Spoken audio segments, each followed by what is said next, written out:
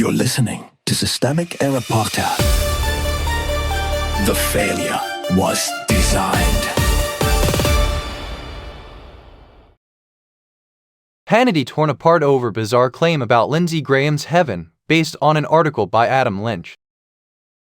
Gold leaf for the authoritarian mind, a funeral for loyalty. The source story is a grotesque little tableau. Sean Hannity turned Lindsey Graham's memorial into a tribute to Trump's vanity, imagining Graham in a gold-plated heaven modeled on Mar-a-Lago and the Trump White House. Trump himself had already used the eulogy to praise Graham's appetite for war and joke about weaponizing his phone number in a primary. The spectacle was not accidental, it was a loyalty ceremony. Power was the point. The people with actual institutional power here are not Hannity or Graham. Trump is the sitting president, and that matters. He has state power, media power, and movement power. Hannity has influence only because he launders that power through entertainment. Graham had none, by the end except the kind granted to a politician who has traded independence for access. That hierarchy is the story. Hannity's weird heaven fantasy is not the product of confusion. It is a performance of submission to a political boss who has turned gold paint into a language of rule. The article's framing treats the eulogy as bizarre, but bizarre is too weak a word for what is plainly happening: ideological servitude dressed up as affection. Trump's gold is not decoration. The gold obsession is not a quirky aesthetic detail. It is branding for hierarchy. Trump's ballroom, his Mar-a-Lago fantasy, the gold trim in the White House, the golden statuette Doral, these are all part of the same political grammar. The message is simple enough. Power should look expensive, untouchable,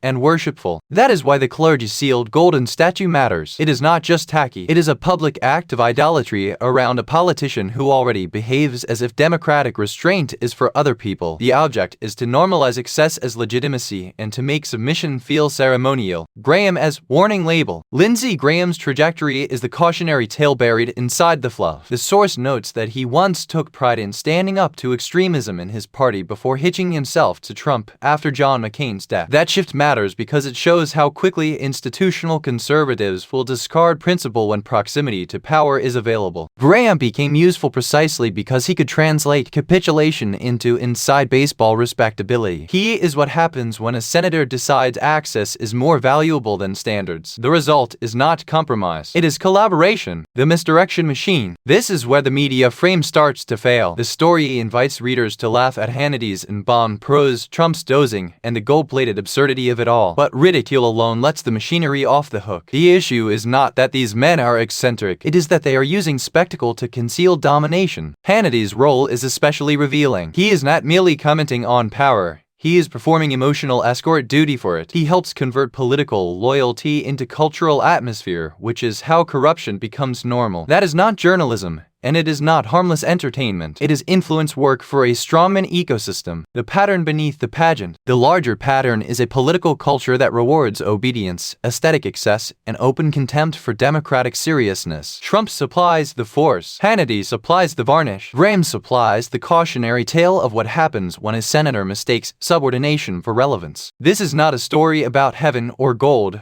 or an awkward eulogy. It is a story about a movement that wants power to look sacred, wants betrayal to look patriotic, and wants the public to treat authoritarian theater as just another evening of cable news. You've been listening to Systemic Error. Thanks to Alternet for today's article, with the automated voice of Ryan. Thanks for listening.